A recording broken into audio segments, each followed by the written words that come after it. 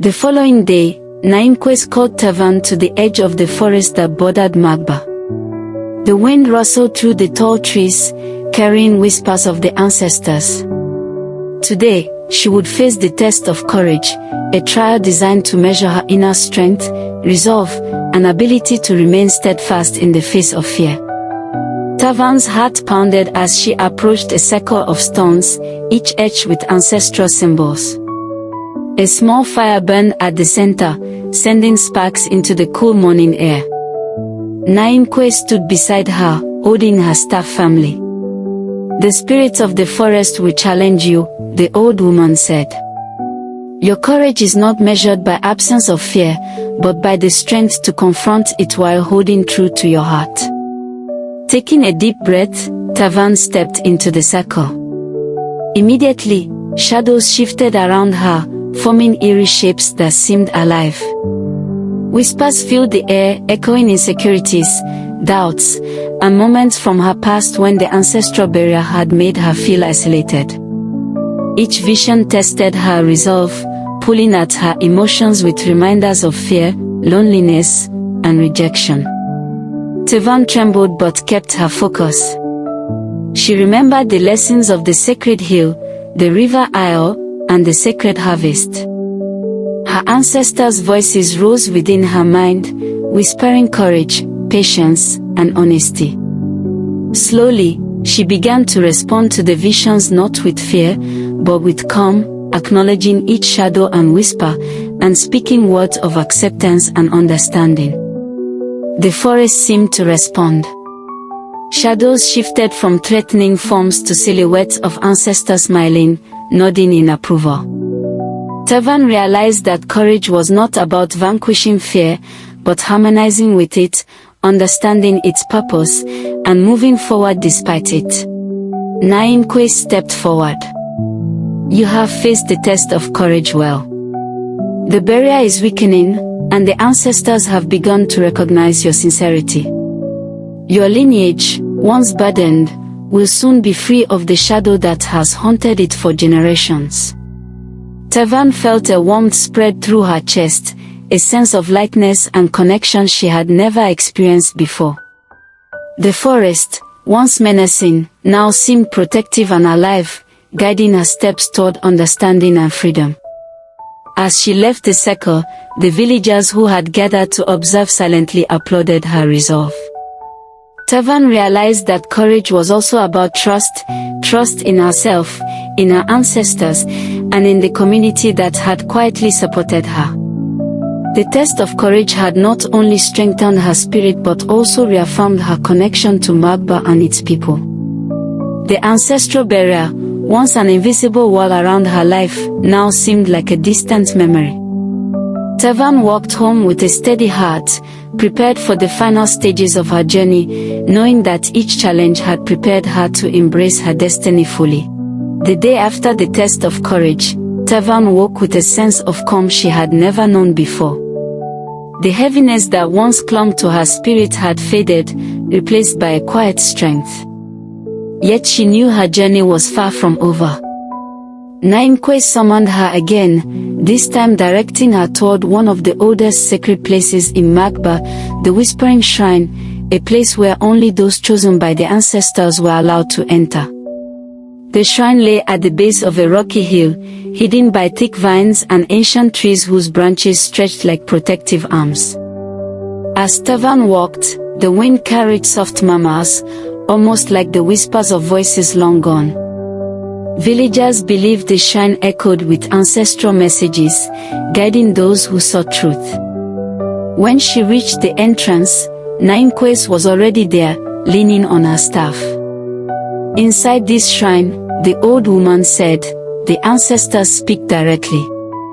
They do not hide their truths. Some messages will comfort you, others will unsettle you. But you must enter with a clear heart and accept whatever they reveal. Tavan nodded, steadying her breath. The entrance was narrow, carved from stone and decorated with ancient thief symbols, spirals, circles, and lines that represented unity, growth, and protection.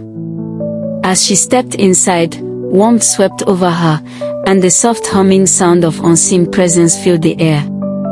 The shrine glowed with golden light, illuminating carvings on the walls. Shadows danced gently, forming shapes and movements as if the ancestors themselves walked among the stones. Tavan felt the energy shift around her. A soft voice, carried by the wind like echo, called her name, Tavan, child of strength. She turned slowly, and visions formed. She saw the first woman in her bloodline who carried the ancestral barrier, a young wife who faced betrayal but chose silence to protect her family. Another vision revealed a foremother who endured hardship but transformed pain into wisdom. Each ancestor stepped forward, sharing their story through emotion and memory rather than words. Tavan felt their burdens, their resilience, and their dreams.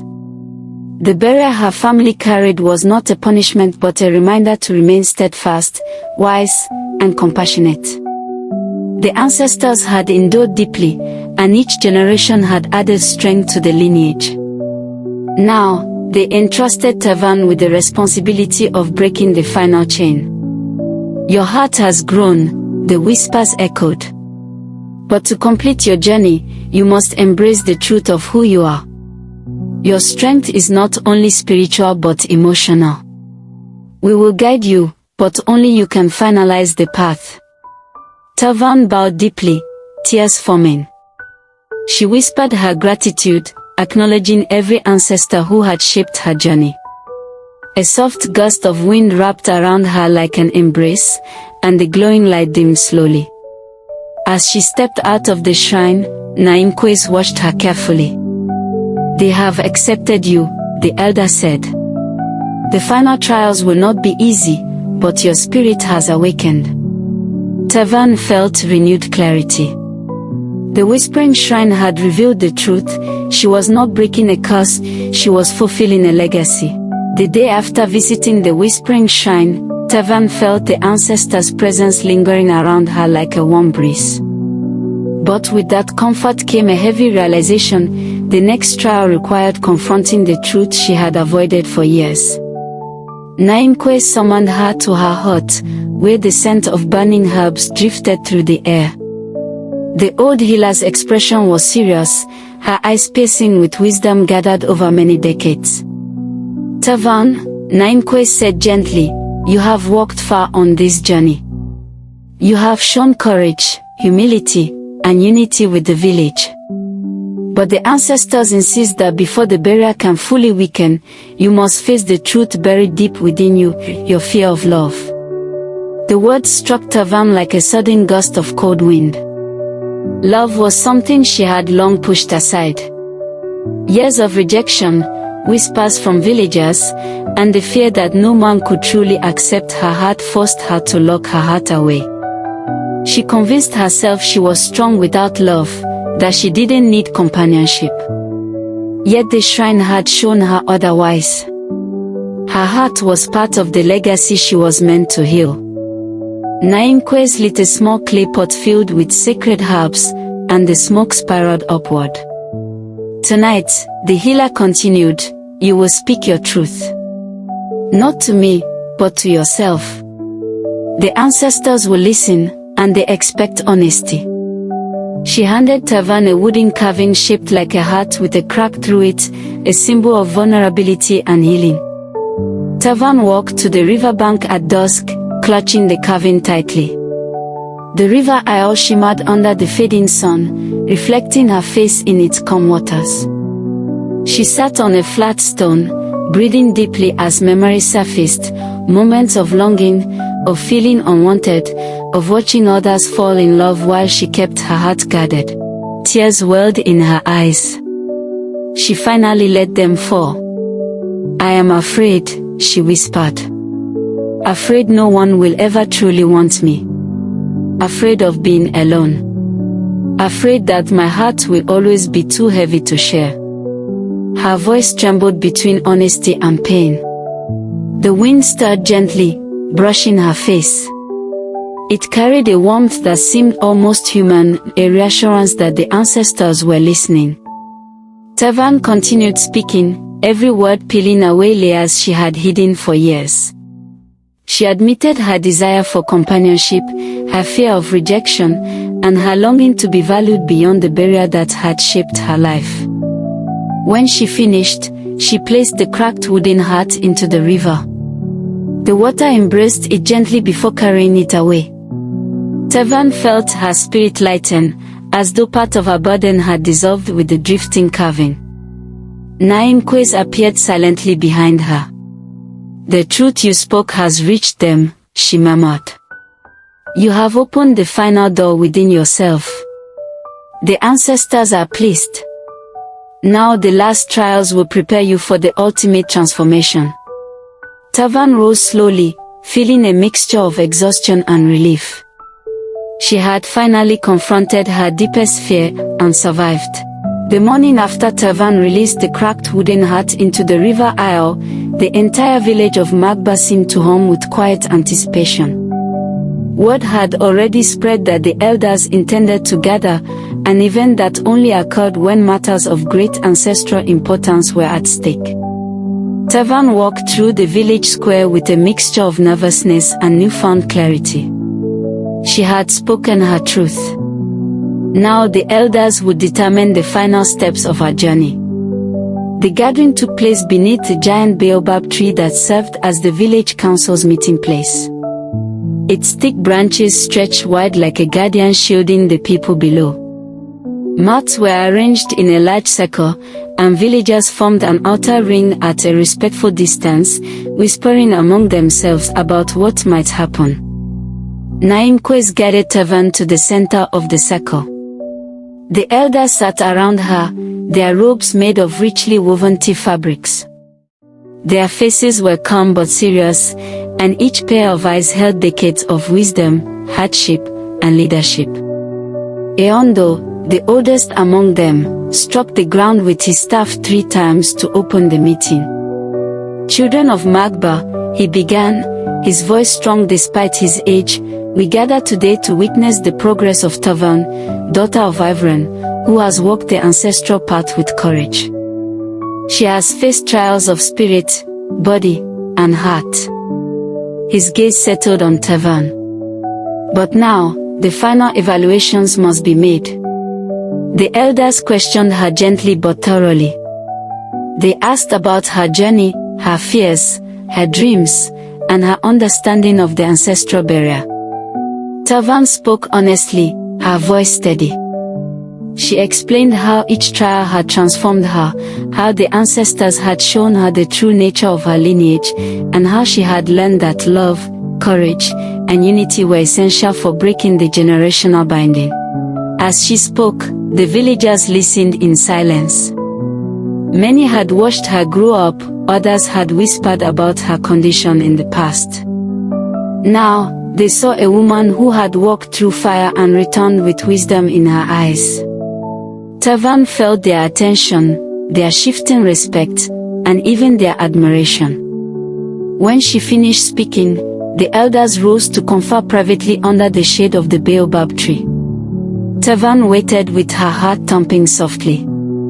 The villagers held their breath. Even the wind seemed to pause.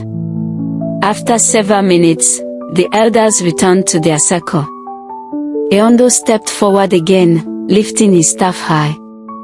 Tavan, he declared, your truth has been heard. Your courage has been tested. Your spirit has aligned with the ancestors. The barrier that once shadowed your lineage now trembles. All that remains is the final ritual, the ritual of opening. Prepare yourself, for tonight, the ancestors will decide the future of your bloodline. A soft murmur rose from the crowd. Tavan felt a wave of relief and determination. The end was drawing near. The gathering of elders had validated her journey and set the stage for the final transformation. Amina woke the next morning to the soft hum of voices drifting through the compound. The November sun filtered gently through her curtains, casting golden streaks across her room.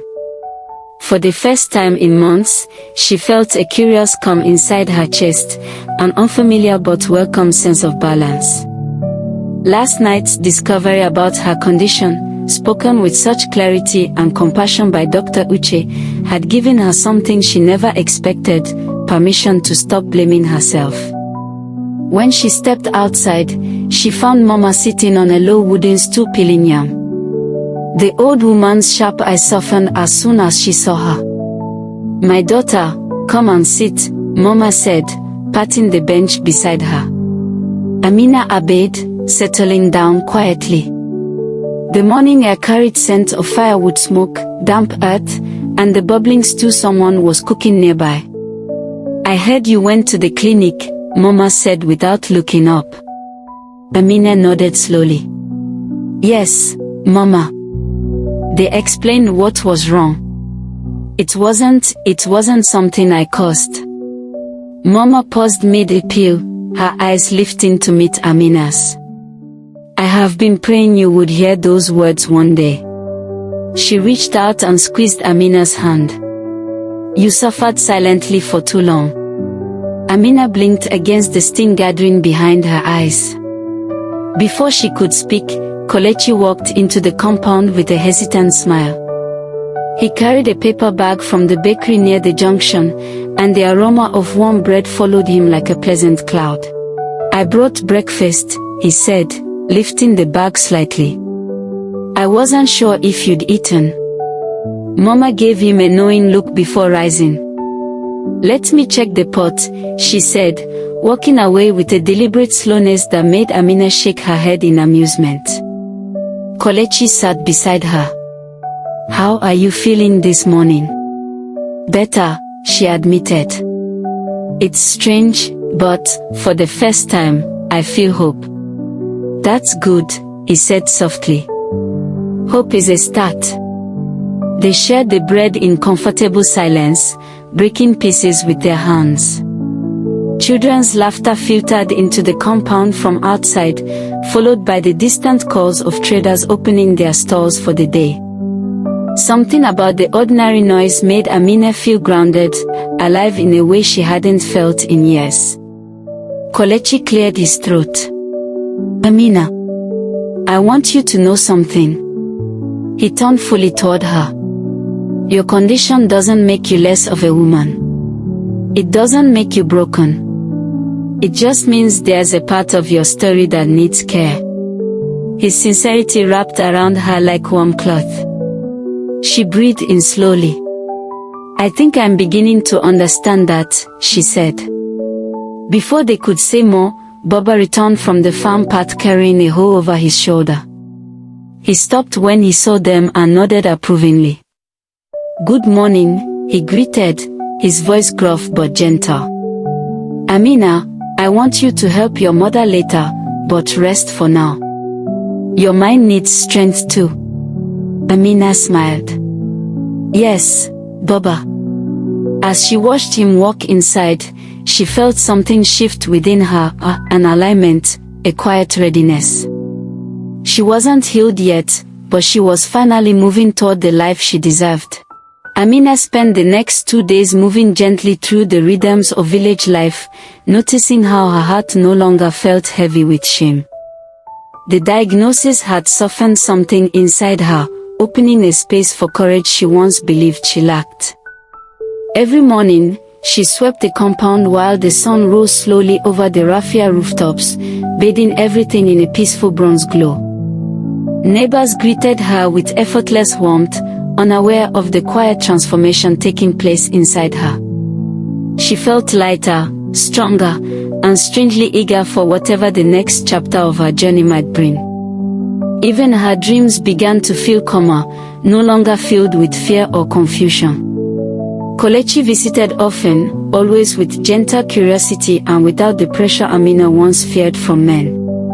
He brought small gifts from town, fresh bread, oranges, sometimes magazines with bright covers, as if trying to build a bridge into her recovering spirit.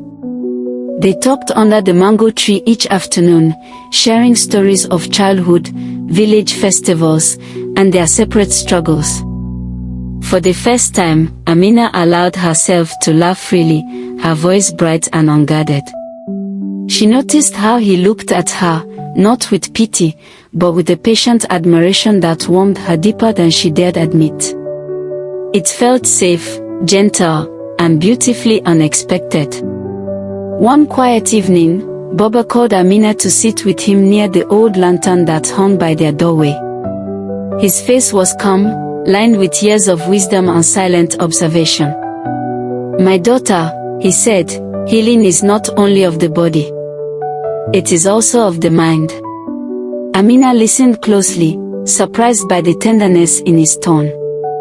He continued, explaining that her strength had been visible long before she recognized it herself, and that the family stood firmly behind her future choices. His words settled softly into her heart, grounding her like steady rain on dry soil. As the evening breeze brushed through the compound, carrying scents of roasted maize and distant music, Amina felt a stirring of clarity. She realized she no longer wished to live defined by fear or secrecy. There was a path toward treatment, understanding, and perhaps even love, if she chose it. Later that night, she wrote a small list of goals on a sheet of lined paper, each one a step toward reclaiming her life. When she finished, she felt an empowering stillness, as though the world had quietly opened its doors to her. The next morning, she walked confidently toward the clinic, her uncle Rapper-tied family at her waist. The sky above was bright and promising, mirroring her newfound resolve. As she approached the building, she saw Kelechi waiting outside, his warm smile confirming she was not alone on this journey. Together, they stepped through the doorway, ready to begin the next stage of her healing. Amina inhaled deeply, feeling courage rise within her like morning light. For the first time in years, she believed in her own strength, and the future no longer frightened her.